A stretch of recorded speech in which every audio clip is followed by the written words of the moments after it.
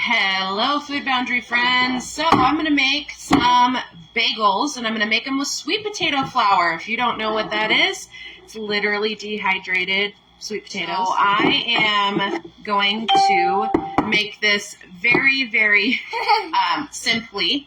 There is a recipe floating around for an oatmeal version of these where you use oat flour. I've made them before. My family really loved them, so I'm going to try it out with the sweet potato flour that's been sitting in my cupboards for a long time. Back when I thought I was going to do autoimmune protocol type cooking and with a trim healthy twist before I became pregnant with my 8th child. So the way that you make self-rising flour, I know, go get her, is 1 cup of flour and 1 to 1.5 teaspoons of baking powder. So that's what I'm doing, which for me is going to be about 6 teaspoons because I am making a quad batch. Large family cooking. Yeah, that. So can you hashtag sweet potato for me down below? I'd love to know that you watched this. So there is my self-rising part of this. I did add some salt just because I wanted a little more flavor, even though sweet potatoes are sweet, right? And this was using up ingredients that I had not touched. It's okay if this fails because they were just sitting there. My kids will still eat it. They still think that food tastes fabulous, even if it's not typical, usual. We're kind of about the unique food around here. So 4 cups of Greek yogurt. And my Greek yogurt needed to meet its destiny. So there is that. So are you a Greek yogurt connoisseur? I won't say snob because that sounds bad. But I have found that Walmart's Greek yogurt, if you buy yours instead of making it, has the best, smoothest texture, in my opinion. In our local area, they only have this Zoi Greek yogurt, Z-O-I, which does its job, but it's a little bit gritty to me, which from my time learning about how to ferment my own stuff means that there's a temperature, like this, the culture didn't get dispersed very well in the yogurt. But it seems consistent with this brand, that it always looks like that. So, Zoe, if you're watching, you need to disperse your culture better. And then it will be smoother, like Walmart. Just so you know. Did you know that? Let me know below. So there's 1. So there's no eggs in this. So if you're egg-free, yay. There's no nuts in this. If you're nut-free, yay. Sorry, the baby hears my voice. She's okay. She has eaten.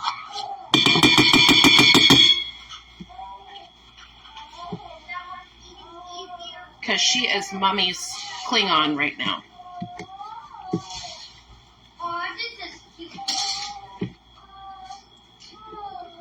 There's 2. And then you just mix it up and you form it into whatever you want. I have made it into things that look like bagels. I have made it into things that don't look like bagels. Do whatever works for you. They're still delicious. They're still yummy every time. We're just trying them with a whole new gluten-free flour. And I'm gluten-free. Yes, and we have some kids that are having to learn what gluten-free actually means because they are new to the gluten-free crew. Previously, they had been... Yes. They had been able to eat gluten away from home. And when we had our family gathering last night, it was a whole new world for them. Because having food boundaries is no joke, right? At community gatherings. My sister and I, a couple of years ago, probably 5 years ago, we were at our house here in Montana, and we were hosting at my house. And we did something we called Appsmith, where we just make a bunch of appetizers, and guess what, sister? That is Christmas dinner or whatever dinner you want it to be. And we got the veggie tray. Yeah, and from they always it. send the veggie tray home with me because my kids eat vegetables. And so we did appetizers, and I told my sister, I'm like, next year, Appsmas is back because it's so much less work when it's just a bunch of appetizers, and it's great. So in our house, New Year's Eve is going to be Appsmas. So if you ever do this, feel free to tag me because it's fun, I promise. Mommy? No, thank you. That's 4. So this is a wet batter, I will tell you that, but it's not soupy.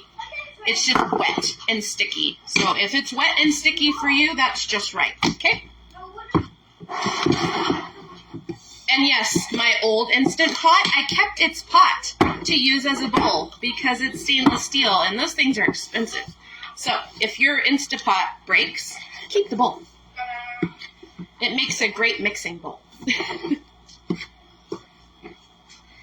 That's the thing. And somebody in this house may have actually used it to cook on the stove before, me, and it did just fine. So, Now we're using it for because I only have 1 set of cookware and 10 humans in my house. That's why. Sorry, and I cut my finger last night when I was doing dishes because that is exactly what's going to happen to this week. And I'm on blood thinner, so I was bleeding pretty good from a tiny cut. Oh boy. And you will have to get your hands up in this, just saying. If you have not seen my stories, I got a roaster oven from my mother. They observe Christmas, so they like to include us in that. Nope. My daughter's trying to bring it, but it's too big. The baby is okay, I promise. She just is talking and wants mommy, but mommy's hands are covered in sweet potato flour and Greek yogurt.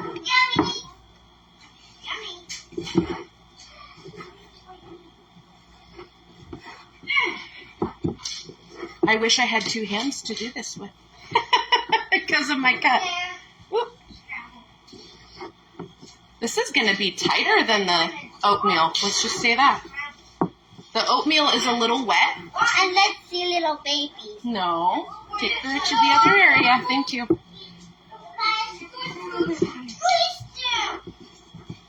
So yeah, I did a walkthrough in my upstairs cupboards. We're making sure we use the ingredients that are in there. I'm putting things that are in bags in quart jars. Can you try some? Not right now. And I am making use of the things that had not been used. It's like spring cleaning, but not. All right. I told you this is tighter than when I use oat flour. Mommy's Irish breath smells like potato. Okay. There we are. So it's like this. That's a lot tighter than I thought it would be. And look at this. I have trays. So this should make about 12, 4, 8, 12. It should make about 12 balls. So let's see what I got. All right. Sorry, one of my girls has my baby because she wants mommy, but mommy's got her hands all up in some dough. Here we go. That's a little big. So yeah, this should make 12. It's really a very simple recipe. Throwing dough across my counter. Wow, look at this. Stand up and get the baby. I'm behind you. All right, we're at 3, 6, 7, 8, 9. I think I am going to get 12. I'm going to actually have to add some to some of these. That's all right. So I did use non-fat Greek yogurt so that these would be compatible in an energizing meal on the Trim Healthy way of eating. Yes! Here we go. McKinnon. Thank you. Children, guys. Oop. I told you I'm throwing dough across my counter because it's sticking to my hands and letting go at just the right time. Not right now. I was All right. waving at the people. There's that. All right, what we got? This one's big. No, I did it right. I'm not going to have to do too much adjusting. Making them into balls first is easier for figuring out portion sizes.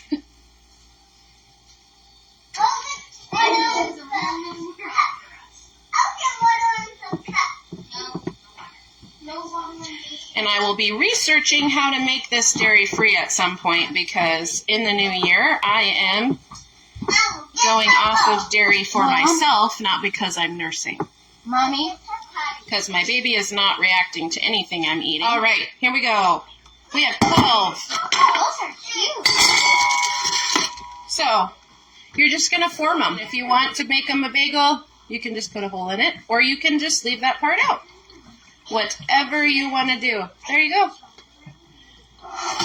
And this is a stainless steel Norpro pan from Azure Standard and a silicone sheet that fits it perfectly. So, just like that. And then you cook it at 350 for about 20 minutes, I think, was the guidance on the recipe. But I'm just going to watch it because I used a completely different flour than was recommended. And it'll be great. So again, this is a quad batch of the recipe. Loose, I say recipe loosely. Because really you can find it everywhere online, not by one specific recipe creator. And it is not my recipe. I'm just making it mine by using sweet potato flour that I needed to use up anyway.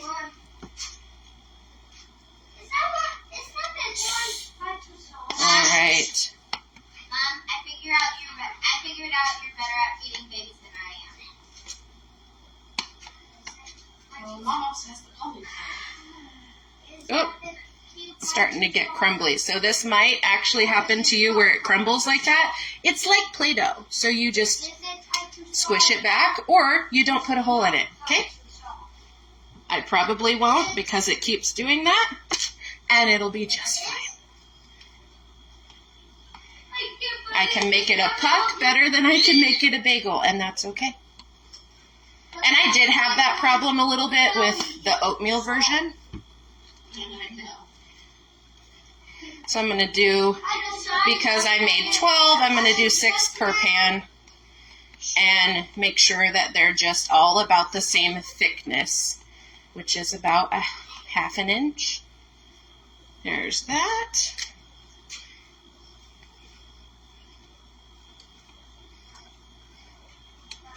Do you have any ingredients in your cupboard that you need to use this year, like 2023, which ends in a week? In a week! Can you believe it? I was thinking about that just this morning, like 2024 is next week. A week, exactly, today.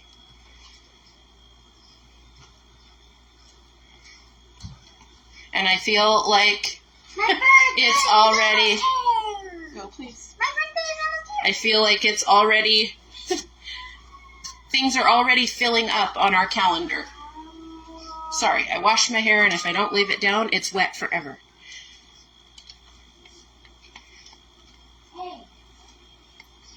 All right, we're making bagels or biscuits or whatever you want to call them.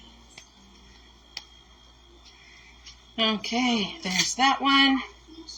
Did I miscount 6? I did. I got an extra 1, but that's okay. We'll just adjust and make room. So, word to the wise, when you're using baking powder, baking soda, things like that, you're going to want to bake these within 30 minutes for best results. They do much better cooked than, frozen and then baked later. So, bake them. Here we go. And gluten-free flours are very crumbly when they have been frozen for the most part. So these may or may not be freezer friendly. That would be something for you to definitely test drive if you needed it to fit into your lifestyle that way. So, please don't. I'm going to make a hole. I don't. No, thank you. All right. Want some buckles? Here we are. They're all on pan. So 350, no thank you, for about 15 to 20 minutes. I will be double checking them. This is as easy as that, and I'm using up ingredients that definitely needed to be used.